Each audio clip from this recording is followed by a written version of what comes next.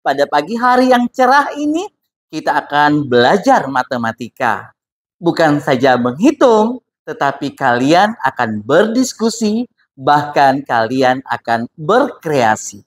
Tujuan dalam video pembelajaran ini fokus penguatan karakter dari salah satu dimensi profil lulusan, yaitu bernalar kritis, kreatif, mandiri, dan bergotong royong. Selain itu, untuk meningkatkan kompetensi murid pada topik perbandingan dan skala dalam penerapan kehidupan nyata. Pada kesempatan ini, Anda semuanya, coba kita perhatikan di layar. Di sini ada gambar peta Kota Batam. Di sini terdapat wilayah-wilayah yang ada di Kota Batam. Pada peta ini terdapat skala yang tentunya akan berhubungan langsung dengan pembelajaran kita pada pagi hari ini. Pada pembelajaran ini, Bapak desain menggunakan project based learning. Kalian akan mampu mendesain dan menggambarkan sebuah project mini, yaitu tentang lingkungan kita, kelas ini, dengan menggunakan skala tertentu. Perhatikan peta masing-masing pada e-learning yang telah kalian launching. Kita lihat di sini ada peta Kota Batam. Ya, semuanya melihat peta Kota Batam? Oke.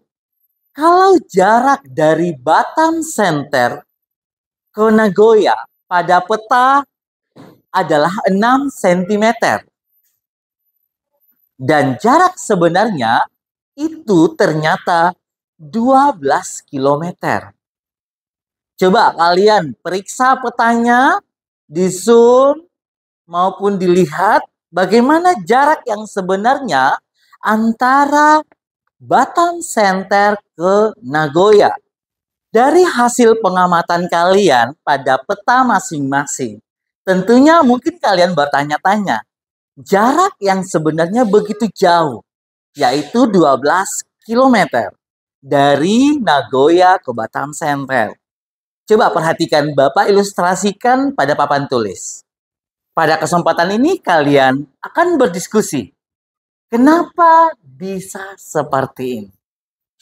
Bapak berikan waktu kepada kalian untuk berdiskusi, menganalisis tentang peta yang ada pada e-learning kalian semuanya. Oh iya ya, ternyata Batam sama Nagoya itu agak lumayan jauh jaraknya. Ya nggak sih, Amel Alta? Iya. Proses pembelajaran melalui pengalaman belajar murid. Mereka dapat memahami, mengaplikasikan, dan merefleksikan materi pelajaran, perbandingan, dan skala. Pemanfaatan digital dan kehadiran mitra pembelajaran juga mendorong semangat dan antusias belajar murid. Pada kali ini kita sudah berdiskusi. Kalian dengan asyik, antusias berdiskusinya, maka di awal Bapak sampaikan tadi bahwa Bapak mengundang guru informatika, kakak kelas, di mana guru informatika akan menjelaskan terkait proses pembelajaran kita yang menggunakan e-learning pada Satria Pendekar. Selamat pagi anak-anak, dan sedikit akan Bapak menjelaskan tentang e-learning Satria Pendekar dan terupdate dan terbaru. E-learning yang menunjang proses pembelajaran murid. Dalam proses belajarnya melalui tahapan, mulai akses materi, forum diskusi, dan soal latihan. Oh, ternyata skala itu kayak gini ya ngerjainnya. Oh, materi kita berarti kayak gini. Kalian udah dapat belum, Amel Alta? Baik, Ananda semuanya, ada kendala tentang pembelajaran di e-learning? Sudah akses semuanya? Sudah. Kali ini kita akan bersama kakak kelas 9, juga Bapak hadirkan di sini sebagai mitra pembelajaran kita pada pagi hari ini. Nah, jadi kita bisa gunain e-learning sebagai wadah belajar kita tentang skala atau perbandingan. Selain dari denah sekolah kita juga bisa menentukan jarak sebenarnya, jarak dalam peta maupun skala yang digunakan dalam peta yang ada di sini. Untuk menentukan jarak sebenarnya, jarak dalam peta, dan menentukan skala, kita dapat menggunakan rumus berikut. Yang pertama, untuk menentukan jarak sebenarnya, kita dapat menggunakan rumus jarak sebenarnya sama dengan jarak peta dikali penyebut skala. Setelah mendapatkan dan mengakses materi, murid mengerjakan soal formatif yang terdapat pada e-learning berupa petunjuk keberadaan soal. Lalu murid berlomba-lomba menemukan soal pada peta harta karun dan menyelesaikannya. Ananda semuanya, seru sekali kalian mengerjakan soal-soal formatif, petunjuknya dari e-learning, kalian mendapatkan soal-soalnya pada peta yang tersembunyi.